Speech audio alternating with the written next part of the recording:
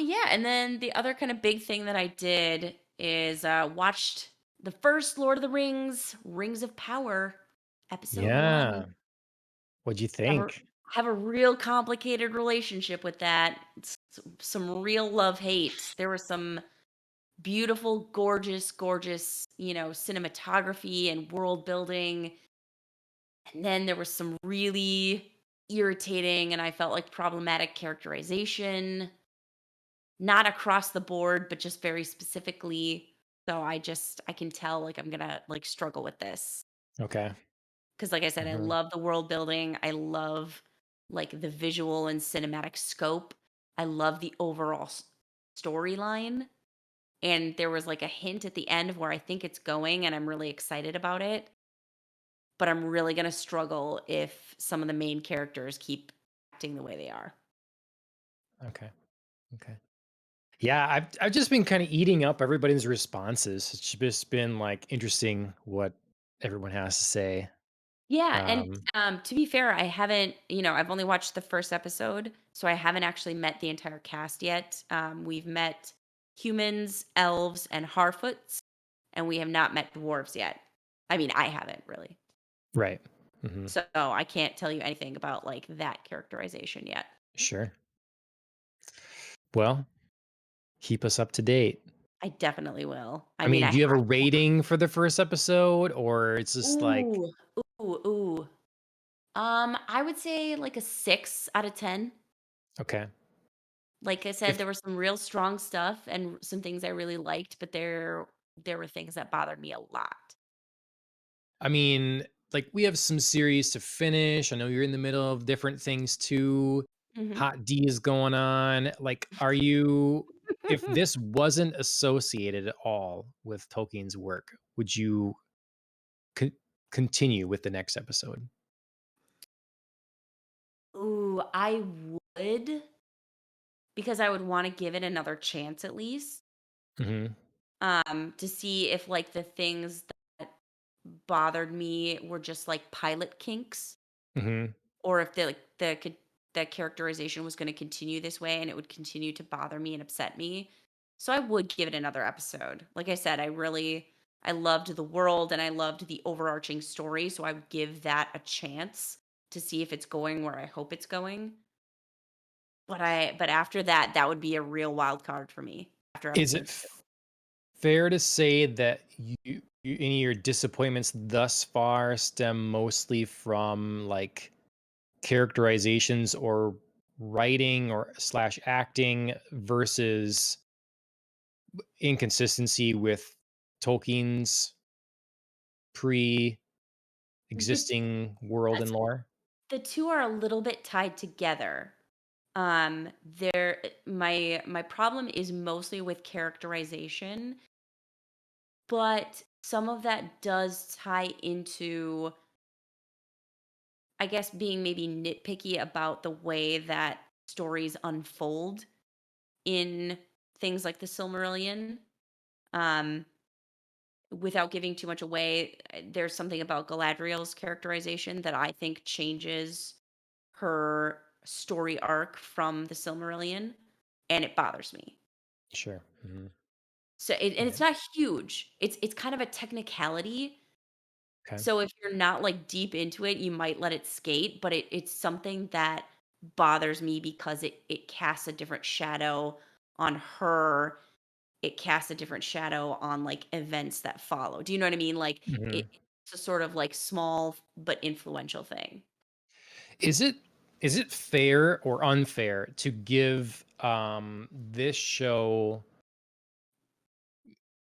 less leeway compared to something like um the Wheel of Time or something Mhm, else, considering the like reverential status of Tolkien's mhm, work and whether you like it or not, the general like large influence it has had. Does it mhm. deserve less for forgiving in adaptations, or is that sort of unfair to do that, regardless? Yeah, I mean, that's a solid, fair question. Um, I want to, in a fair world, say it should be given the same leeway as any other show because it's its own thing, trying to tell its own story. Yet I live in this world where there's, context of there's been material before this, and Peter Jackson's trilogy is, a beloved adaptation. And so you kind of unfortunately get held to a higher standard when you already have something out there that's so well done, so highly acclaimed. And you're saying, I'm going to attach my project to this by calling it Right. Lord of the Rings. Hmm. They could have called it Rings of Power and just like insinuated and intimated the Lord of the Rings piece. Yeah. Yeah. And I would give it a little bit more grace because they're not trying to tie themselves so hard to Lord of the Rings. But since you Hmm. are, you have to know that like this is the bar that's you need to reach or at least try to match, Hmm. and that it's higher than normal. It's not something like Wheel of Time, there's nothing else. You're Right. creating it totally anew. People have no bar, no set measurement to, set it against other than like general quality. Hmm.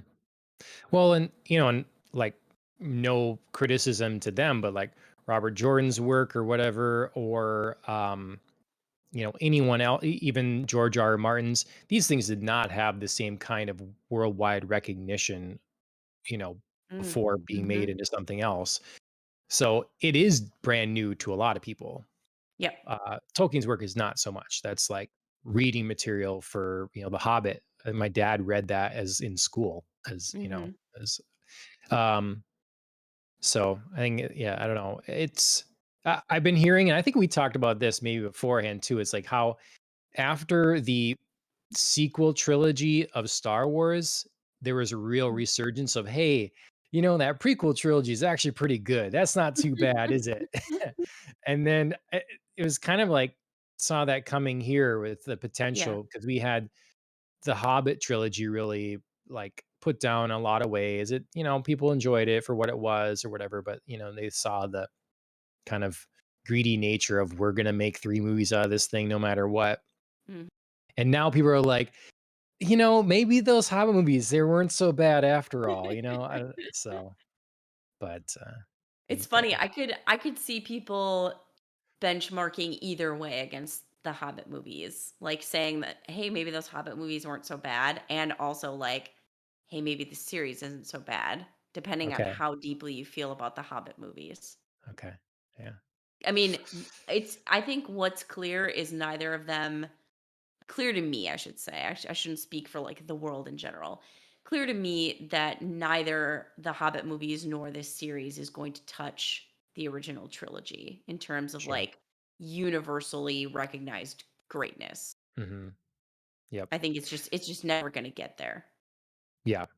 Well, and like you mentioned, they could have just called it Rings of Power and then Mhm. been obviously heavily drawing on inspiration from Tolkien's world, and then saved themselves $25 million because I Mhm. believe that was the cost to get their little bit of itty bitty rights for the appendices was 25 mil. So could have just saved that, pocketed that.